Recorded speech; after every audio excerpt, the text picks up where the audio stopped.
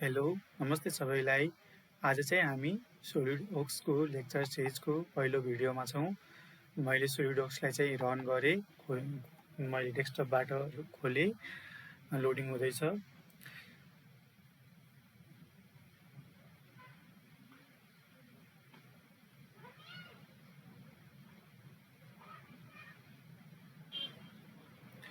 Loading भइसकेपछि चाहिँ यो वेलकम विन्डो चाहिँ खुल्छ। वेलकम विन्डोमा चाहिँ तपाईँले ड्रइङ गर्नको लागि पार्ट्समा जानुहोस्, क्लिक गर्नुहोस्। पार्ट्समा क्लिक गरिसकेपछि तपाईको ड्रइङ एरिया चाहिँ खुल्यो। यहाँ चाहिँ तपाईँ ड्रइङ गर्न सक्नुहुनेछ। यो एरियामा तपाईँ ड्रइङ गर्न सक्नुहुनेछ, अथवा यदि तपाईँको त्यो अप्सन आएको छैन भने तपाईँ न्यू गरेर पनि नयाँ फाइललाई ओपन गर्न सक्नुहुनेछ। अब हेर्नुहोस् है, यसमा चाहिँ तपाईँको यहाँ साइडमा चाहिँ तपाईँले सोलिडवर्क्सको लोगोलाई देख्न सक्नुहुनेछ।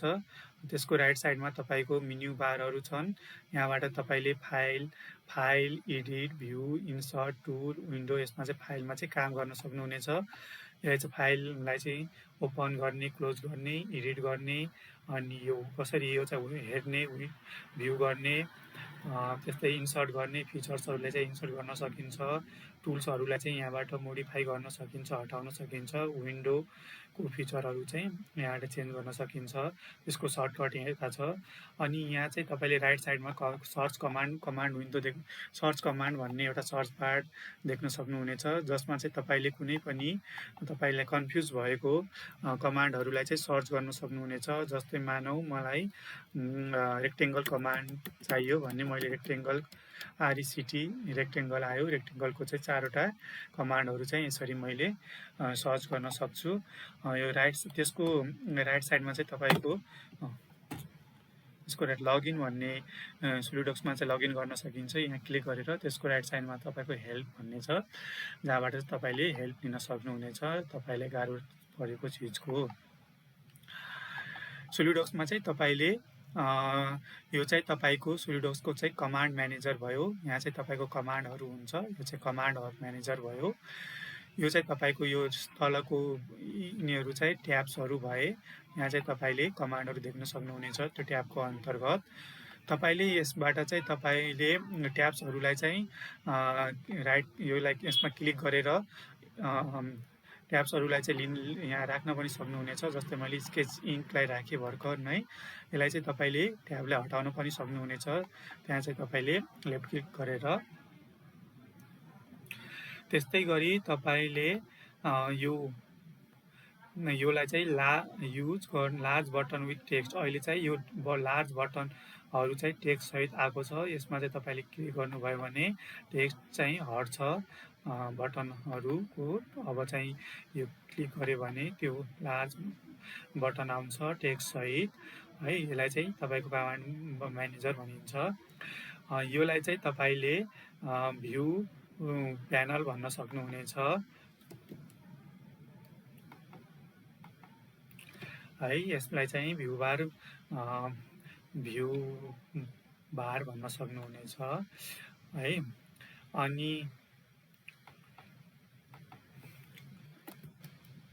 भ्यू हेडअप भन्न सक्नुहुनेछ। तपाईँले यो भ्यू हेडअपमा क्लिक गर्नुभयो भने यहाँबाट तपाईँको भ्यू हेडअप भन्ने जान्छ। यदि तपाईँले यसमा गर्न सक्नुहुनेछ, फेरि ल्याउन सक्नुहुनेछ। क्लिक गरेर तपाईँले टुल बारबाट पनि त्यो कमान्डलाई ल्याउन अथवा हटाउन सक्नुहुनेछ।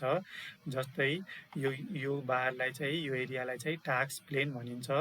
जस्तै मैले राइट क्लिक गरेँ, टुल्स बारमा गएँ, टुल बारमा मैले राइट क्लिक गऱ्यो भने टास्क प्लेन हट्यो।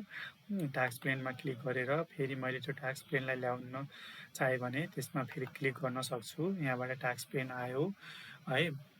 त्यसै गरी यसलाई चाहिँ तपाईँको फिचर म्यानेजर डिजाइन 3 भनिन्छ। यसमा चाहिँ हामी हिस्ट्रीहरू हेर्न सक्छौँ, हामीले अहिलेसम्म गरेको। यहाँबाट चाहिँ हामीले स्केचलाई पनि डिफाइन गर्न सक्छौँ, कुन प्लेनमा हामीले बनाउने भनेर डिफाइन गर्न सक्छौँ। यसलाई चाहिँ यो तलकोलाई चाहिँ स्ट्याटस बार भनिन्छ। यो चाहिँ मोसनहरू स्टडी गर्नको लागि यो मोसन बार भयो। अनि यहाँ यतातिर चाहिँ हामीले हाम्रो डिजाइनहरू डिजाइनहरू फुल्ली डिफाइन भएको छ कि छैन भनेर चाहिँ स्ट्याटस बारमा देखाउँछ। यहाँबाट चाहिँ हामीले युनिटहरूलाई चाहिँ चेन्ज गर्न सक्छौँ है। अनि यो चाहिँ तपाईँको यो चाहिँ सोलिडवर्क्सको चाहिँ विन्डोको बारेमा भयो है। अब यो चाहिँ तपाईँको ड्रइङ एरिया भयो। यहाँ चाहिँ हामी कुनै पनि सोलिडवर्क्सको डिजाइनलाई चाहिँ यहाँ चाहिँ हामी ड्रइङ गर्न सक्छौँ है। जेनरली चाहिँ हामी सोलिडवर्क्समा चाहिँ 2D ड्रइङ गर्छौँ र त्यसलाई चाहिँ हामी 3Dमा चाहिँ कन्भर्ट गर्छौँ। यसमा भएको कमान्डहरू फिचरहरूले सुरुमा ड्रइङ गर्नको लागि स्केचमा क्लिक गर्नुहोस्, स्केचमा जानुहोस्। तपाईँ अब कुनै पनि प्लेनमा चाहिँ ड्रइङ गर्न सक्नुहुनेछ, स्केच गर्न सक्नुहुनेछ। फ्रन्ट प्लेनमा पनि गर्न सक्नुहुनेछ। फ्रन्ट प्लेनलाई क्लिक गर्नुहोस्। अब स्केच गर्नलाई चाहिँ यो तपाईँको स्केच कमान्डहरू चाहिँ यता यिनीहरू हुन्। यो लाइन भयो, लाइन कमान्ड भयो, सर्कल कमान्ड भयो। यो कमान्डहरूले चाहिँ तपाईँ स्केच गर्न सक्नुहुनेछ। त्यस्तै गरी तपाईँ फिचर्स भनेको यो चाहिँ 2Dलाई यो यसमा चाहिँ तपाईँको 2Dलाई चाहिँ 3Dमा कन्भर्ट गर्ने फिचरहरू छ है। यसमा चाहिँ अनि स्केच छ, सर्फेस। यहाँ चाहिँ तपाईँ सर्फेसमा कन्भर्ट गर्न सक्नुहुनेछ। त्यस्तै सिट मेटलमा काम गर्न सक्नुहुनेछ। वेल्डिङ फिचरहरूले वेल्डिङमा काम गर्न सक्नुहुनेछ। मार्कअप गर्न सक्नुहुनेछ, पोइन्ट दिन सक्नुहुनेछ, इभ्यालुएट क्यालकुलेट गर्न सक्नुहुनेछ है। डाइमेन्सन दिन सक्नुहुनेछ। तपाईँको यता सिमुलेसन पनि तपाईँले दिन सक्नुहुनेछ एडिनहरूलाई चाहिँ युज गरेर है। यसमा चाहिँ यो चाहिँ तपाईँको सोलिडवर्क्सको यो चाहिँ तपाईँको विन्डोको चाहिँ कमान्डहरू कहाँ के छ भनेर चाहिँ सिक्यौँ। नेक्स्ट भिडियोमा हामी स्केचलाई चाहिँ सुरु गर्नेछौँ।